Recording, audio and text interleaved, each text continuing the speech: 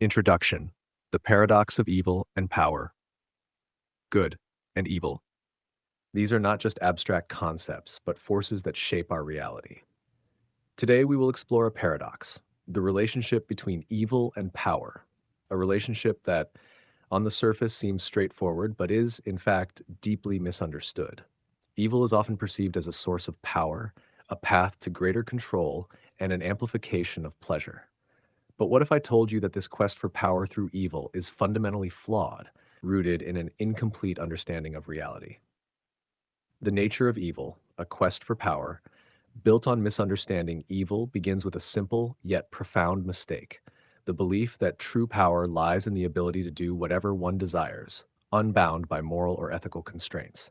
This belief is driven by a shallow understanding of power, one that equates power with domination, control, and the ability to inflict harm. In its quest for power, evil seeks to expand the spectrum of pleasure by introducing elements of pain and destruction. This combination of pleasure and pain creates a more intense experience, an amplification of sensation that seduces the mind into believing it has tapped into a deeper, more potent source of power. However, this quest is inherently short-sighted, driven by immediate gratification rather than a comprehensive understanding of the consequences. The escalation of evil, power through greater acts of depravity. Evil thrives on competition. Within its domain, power is measured by the capacity to commit increasingly greater acts of destruction and corruption. Those who can push the boundaries of depravity further are seen as more powerful. This leads to a dangerous escalation where individuals or groups are constantly driven to outdo each other in acts of evil, believing that this will bring them closer to ultimate power. But here lies the flaw. This power is illusory. It is built on a foundation of destruction, not creation, on lies, not truth. The more evil one commits, the more disconnected one becomes from the true nature of reality, from the interconnectedness of all things, and from the deeper truths that govern our existence. The biological incarnation of evil, a neurological perspective. Evil is not just a psychological or moral failing, it manifests physically within our biology. When an individual engages in evil acts, their brain undergoes changes. The pleasure derived from these acts is chemically reinforced by neurotransmitters like endorphins, creating a neurological structure that is incentivized by this perverse pleasure. This structure becomes a self-sustaining entity within the brain, operating almost autonomously. It defends itself against any threat, be it reason, morality, or compassion, using reflexes that are not rooted in rationality, but in the need to protect its source of pleasure. These reflexes manifest as justifications, denials, and distractions, designed to keep the individual trapped in a cycle of destruction and self-deception.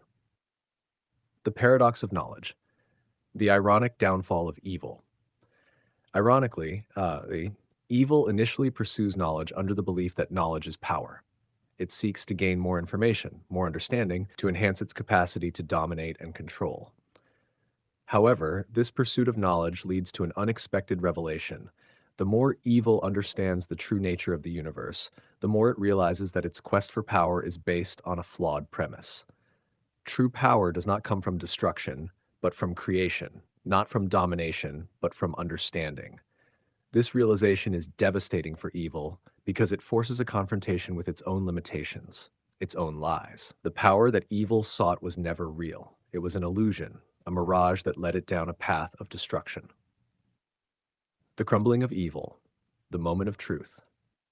When evil finally confronts the truth, its world begins to crumble. The neurological structures that once drove its actions no longer hold the same power, as the individual sees them for what they are: misguided attempts to find meaning in the wrong places. The justifications that once protected the evil mindset are exposed as hollow, unable to withstand the light of truth. This is the moment of reckoning where the consequences of evil are fully realized. The destruction, the pain, the suffering, all of it was for nothing. The pursuit of power through evil has led to a void, an emptiness that cannot be filled by any further acts of destruction. The path to redemption, knowledge as the true power sword. But this moment of truth is not the end, it is the beginning of a new path, the path to redemption. With the realization that their understanding was incomplete, the individual can now see the truth, that true power lies in alignment with the principles of good. Redemption involves correcting the mistakes of the past, healing the wounds caused, and using knowledge to restore balance. This path to redemption is not a punishment, but a fulfillment. It offers meaning and purpose, as the individual now understands that true joy and fulfillment come from living in harmony with the universe, not from opposing it. The pursuit of power through good, through understanding and creation, brings a deeper, more lasting satisfaction than anything evil could ever offer. Conclusion. The choice we face. In closing, we are left with a choice. We can continue down the path of incomplete understanding, driven by ego and the pursuit of illusory power, or we can seek true knowledge and align ourselves with the principles of good. The former leads to destruction and despair. The latter offers redemption, meaning, and fulfillment. Evil is not an inevitable force. It is a mistake, a misstep that can be corrected. The truth is within our reach, and with it, the power to transform not only ourselves, but the world around us. The path to redemption is open to all who are willing to seek it. And in doing so, we discover that the greatest power of all is not in what we can destroy, but in what we can create.